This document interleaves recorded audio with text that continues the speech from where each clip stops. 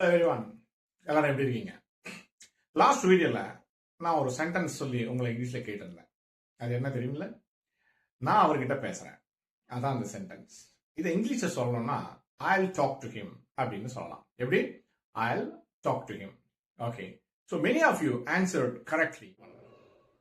இன்னைக்கு நாம 5 sentences situational English பார்க்க போறோம். அதானே situational இங்கிலீஷ் அப்படின்னா, சில சுச்சுவேஷன்ஸை நம்ம எப்படி இங்கிலீஷில் சொல்கிறது அப்படின்றத ட்ரை பண்ணி பார்க்கலாம். ஓகே, சில சென்டென்சஸ் நான் தமிழில் சொல்கிறேன், அதை இங்கிலீஷில் நீங்கள் ட்ரை பண்ணி பாருங்கள். அதுக்கப்புறம் நான் இங்கிலீஷில் சொன்னதுக்கப்புறம் அது சரியாக இருக்கா இல்லையா அப்படிங்கிறத நீங்கள் செக் பண்ணிக்கலாம். ஓகே, இப்போது முதல் சுச்சுவேஷன் என்ன அப்படின்னா, இப்போ ஃப்ரெண்ட் ஒருத்தர் கேட்டார், நாளைக்கு உங்களை பார்க்கறதுக்கு வரலாமா அப்படின்ட்டு. வரலாம், ஆனால் வரத்துக்கு முன்னால் கால் பண்ணிட்டு வாங்க அப்படின்ட்டு நான் சொன்னேன். இதை எப்படி நம்ம இங்கிலீஷில் சொல்லலாம்? திங்க் பண்ணுங்க. ஓகே, இதை please call me before you come அப்படின்னு சொல்லுங்க. Please call me before you come அப்படின்ட்டு சொல்லுங்க.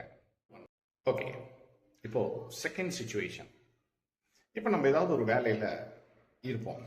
அப்போ சில பேர் அவசரமாக ஏதாவது டீட்டெயில் கேட்பாங்க. அப்போ நம்ம என்ன சொல்லுவோம்? கொஞ்சம் இருங்க அப்படி. ஓகே, அதாவது கொஞ்சம் வெயிட் பண்ண சொல்றோம். இது எப்படி சொல்லலாம்?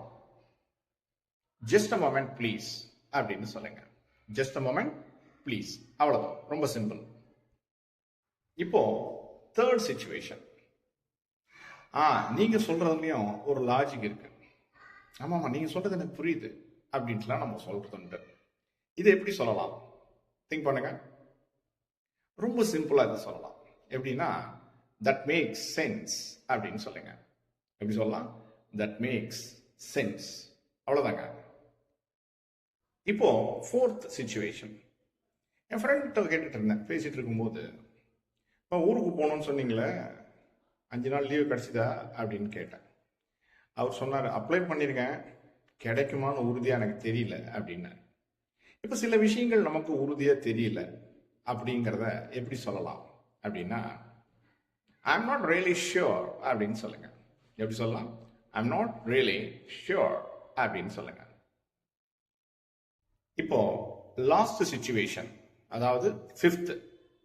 அது என்ன அப்படின்னா, இப்போ நம்ம எல்லாம் ஃப்ரெண்ட்ஸோட சேர்ந்து பேசிட்டு இருப்போம். கிளம்புறதுக்கு நேரம் ஆயிடும். அதாவது அந்த கிளம்புற நேரம் வந்துடும். அப்போ உடனே நம்ம என்ன சொல்லுவோம்? ஐயோ, நான் இப்போ கிளம்பணும் அப்படிம்போம். கிளம்ப வேண்டியதா இருக்கு அப்படின்னு சொல்லுவோம். இதை ரொம்ப சிம்பிளா சொல்லலாம். எப்படி தெரியுமா? I should get going அப்படின்னு சொல்லுங்க. எப்படி சொல்லலாம்? I should get going அப்படின்ட்டு சொல்லுங்க. நாளைக்கு நாம சந்திக்கலாம். இதை எப்படி இங்கிலீஷ்ல சொல்றது? கமெண்ட்ல டைப் பண்ணுங்க உங்க சென்டென்ஸை. அது கரெக்டா இல்லையான்னு அடுத்த வீடியோல நாம பார்க்கலாம். தொடர்ந்து இது மாதிரியான இங்கிலீஷ் சென்டென்சஸை தெரிஞ்சுக்கணும் அப்படின்னா நம்மளுடைய சேனலை சப்ஸ்கிரைப் பண்ணுங்க. தேங்க்யூ.